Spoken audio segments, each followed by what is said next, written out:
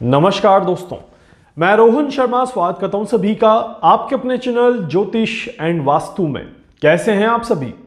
आप सभी को गणतंत्र दिवस की बहुत बहुत शुभकामनाएं। आप सभी से रिक्वेस्ट करता हूं कि अपने देश को आगे बढ़ाने के लिए हर संभव प्रयास करिए, अपने देश के लिए हमेशा प्रार्थना करते रहिए और इसी तरह से भारत का नाम दुनिया में रोशन करते रहिए। आज हमारे देश के लिए बहुत बड़ा दिन है और डेफिनेटली आप सभी बहुत ज़्यादा प्राउड फील कर रहे होंगे कि आप भारत में रहते हैं या भारतवासी हैं और अपने देश को इस तरह से आगे बढ़ता हुआ देख रहे हैं। हमने भारत की गुलामी की बातें भी सुनी हैं, गुलामी की कहानियां भी सुनी हैं, हमने भारत की आज़ादी की कहानियां भी सुनी हैं। उस गुलामी से हम आज़ाद भी हुए हैं और आज़ादी के बाद हमने भारत को धीरे धीरे प्रगति के रास्ते पर आगे बढ़ते हुए भी देखा है और अब हम खुद भारत की प्रगति में अपना योगदान भी दे रहे हैं। इसीलिए ये हमारे देश के लिए एक बहुत बड़ी बात है, हमारे लिए एक बहुत बड़ी बात है कि हम इस देश के लिए इतना ज़्यादा करने की कोशिश कर रहे हैं और इसी तरह से हम भारत को और आगे पहुंचाने का पूरा प्रयास जरूर करेंगे। एक दिन जरूर भारत सोने की चिड़िया भी कहलाएगा और पूरे विश्व में एक सबसे बड़ा देश बन के भी उभरेगा। चलिए बात करते हैं भारत की 2026 की गणतंत्र दिवस की कुंडली क्या कहती है, किस तरह से आने वाला साल हमारे देश के लिए जाएगा और यहां से हमारे देश में क्या कुछ बदलाव देखने को मिल सकते हैं। गणतंत्र दिवस की कुंडली से कई तरीके की इक्वेशंस हमारे सामने दिखाई देती है। भारत की संविधान की जब हम कुंडली को ध्यान से देखते हैं और इस साल की स्पेसिफिक कुंडली को जब हम ध्यान से देखते हैं तो तीन महत्वपूर्ण चीजें यहां पर हमें पता चलती हैं। सबसे पहली चीज जो हमें दिखाई देती है कि आर्थिक रूप से भारत जो है वो इस साल में भी अपने लेवल पे बैलेंस होता हुआ नजर आएगा। कहीं ना कहीं भारत परेशानियां जरूर महसूस करेगा, परंतु धीरे धीरे वो परेशानियां बेहतर होते हुए नजर आएंगी। इस तरह के योग यहां पर बनते हैं। तो इसीलिए आर्थिक नजरिए से अगर देखा जाए तो शुरुआती समय जनवरी से लेकर के मई 2026 तक का जो समय रहेगा, इसमें भारत थोड़ी सी अपने आप को दबाव में महसूस कर सकता है। वैश्विक स्तर पर अगर देखा जाए तो भारत जो है वो कहीं ना कहीं थोड़ा सा स्ट्रगल महसूस कर सकता है, परंतु जैसे जैसे समय आगे बढ़ेगा, जैसे जैसे हम मई का महीना क्रॉस करेंगे, आप देखिएगा कि भारत जो है वो धीरे धीरे अपने आप को आर्थिक परेशानियों से बाहर निकालने की कोशिश करेगा।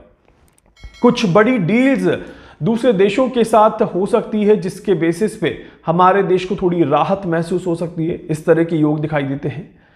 ये समय रहेगा जहां पर सरकार के सामने कई सारे ऑप्शंस खुलेंगे और इन ऑप्शंस में सरकार अपने आप को इन्वॉल्व करके हमारे देश को आगे बढ़ाने की, देश को बैलेंस करने की, आर्थिक व्यवस्था को और ज्यादा मजबूत करने की पूरी कोशिश करेगी। इस तरह के योग दिख रहे हैं। शुरुआती समय में महंगाई की वजह से भी थोड़ी सी परेशानियां हो सकती हैं। इस तरह के योग बन रहे हैं, परंतु जैसे जैसे समय आगे बढ़ेगा भारत उस महंगाई के दौर में भी कहीं ना कहीं रोजगार लाने की कोशिश करेगा और जब युवाओं को रोजगार मिलेगा तो वहां पर महंगाई भी थोड़ी सी कम होते हुए नजर आएगी और चीजें भारत के लिए और बेहतर होते हुए नजर आती है। इसी के साथ साथ शेयर बाजार में अगर हम देखा जाए तो ये पूरा साल जो है वो अनस्टेबल साल है। आर्थिक रूप से शेयर बाजार काफी ज्यादा अस्थिर बिहेवियर लेकर के चलेगा। ये गणतंत्र दिवस की कुंडली से हमें पता चलता है।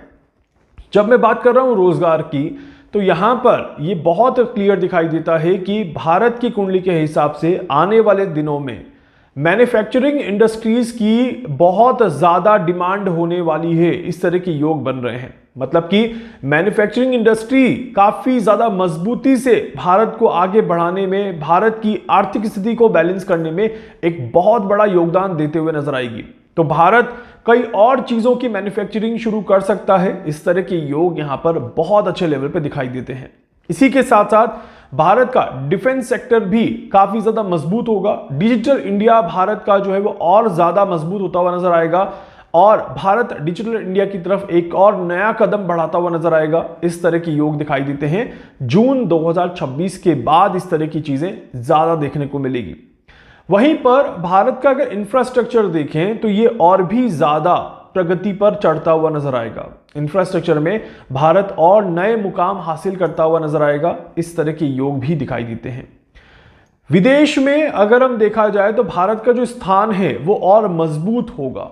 आने वाले दिनों में आप देखिएगा कि भारत कुछ विदेशी नीतियों पर भी अपनी प्रतिक्रिया देना शुरू करेगा और भारत विदेशी नीति में भी और ज्यादा चेंजेस करके अपने लिए फेवरेबल बनाने की कोशिश करेगा। इस तरह के योग दिख रहे हैं। साथ ही साथ विदेश में निवेश में भी कहीं ना कहीं भारत अपना इन्वॉल्वमेंट बढ़ा सकता है। इस वजह से यह भी एक रास्ता बनता है जहां पर भारत की आर्थिक स्थिति और भी ज्यादा मजबूत होती है।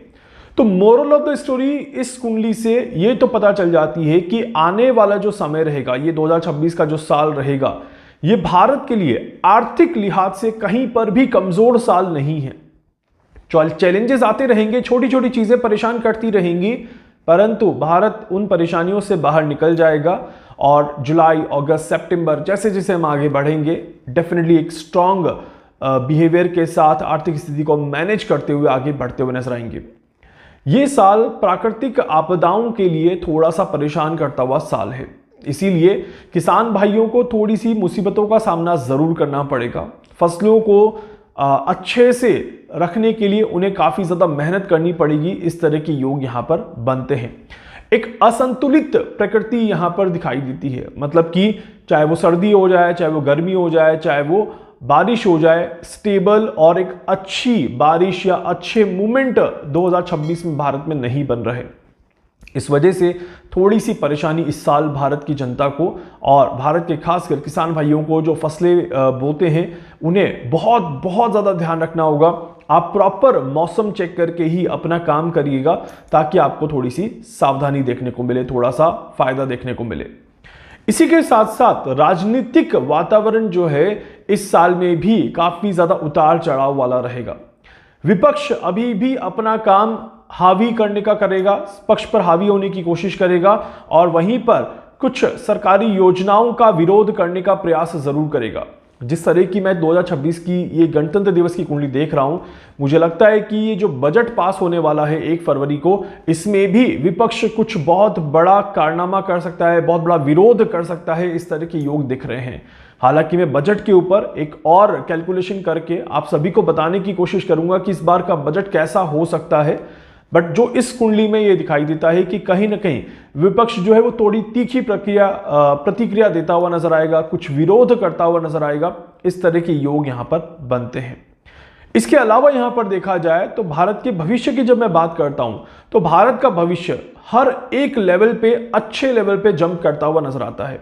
इस पूरे साल की अगर देखा जाए, चाहे वो विदेशों में दूसरे देशों के साथ संबंध में हो जाए, चाहे वो हमारी डिफेंस को और मजबूत करने में हो जाए, चाहे हमारी इकोनॉमिकल कंडीशन को और ज्यादा बेहतर बनाने में हो जाए, या फिर हमारे देश को अंदर से और ज्यादा स्टेबल करने में हो जाए, कहीं ना कहीं अभी ये जो साल रहेगा ये सरकार के लिए एक बहुत महत्वपूर्ण साल है। छोटे छोटे चैलेंजेस जरूर आएंगे और वो भी शुरुआत में ही आएंगे, इस तरह के योग दिखते हैं, बट कहीं ना कहीं उन प्रॉब्लम्स का, उन चैलेंजेस का समाधान निकल जाएगा और बहुत जल्दी हमारा देश एक सही दिशा में आगे बढ़ता हुआ नजर आएगा। कुछ नई योजनाएं लागू हो सकती है, जैसे क्योंकि इस साल में वाटर एलिमेंट्स काफी ज्यादा एक्टिवेट हो रहे हैं, तो पानी बचाओ, पानी को अच्छे से इस्तेमाल करो, इस तरह के नियम हमारे सरकार द्वारा लगाए जा सकते हैं।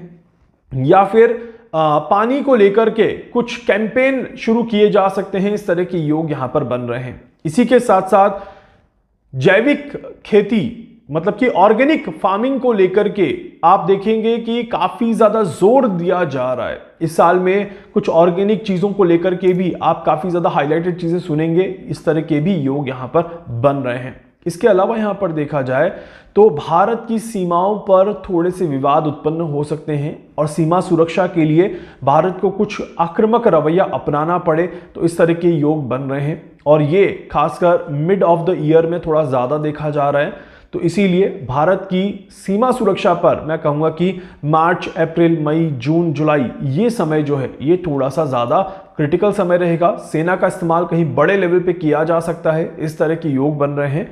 तो ऐसे में भारत को थोड़ा सा संभल कर चलने की जरूरत है। पड़ोसी देशों की गतिविधियों पर पूरी तरह से कह सकते हैं कि नजर रखने की यहां पर जरूरत है, क्योंकि नजर हटी और दुर्घटना घटी। इस तरह के योग यहां पर दिखाई देते हैं।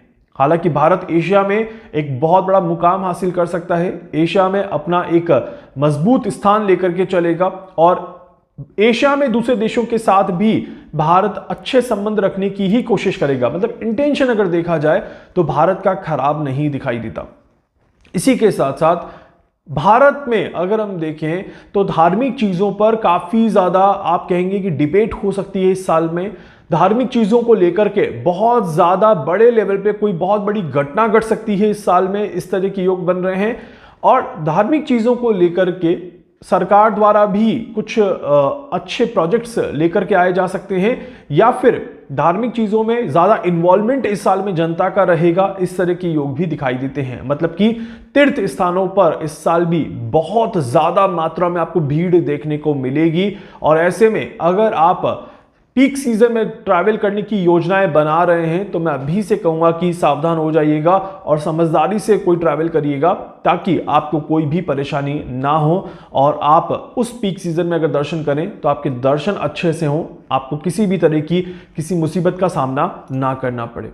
एजुकेशन सिस्टम इस साल में काफ़ी ज़्यादा बेहतर होगा एंड एजुकेशन सिस्टम में भी कुछ नए बदलाव हमारे देश में हो सकते हैं, इस तरह के योग यहाँ पर बनते हैं।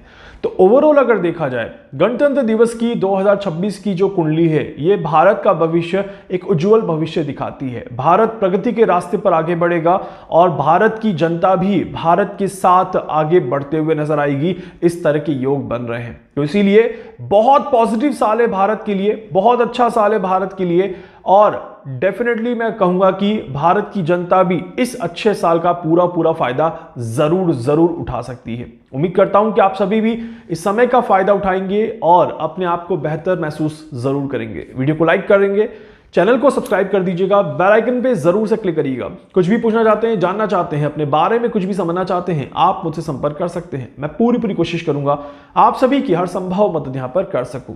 धन्यवाद।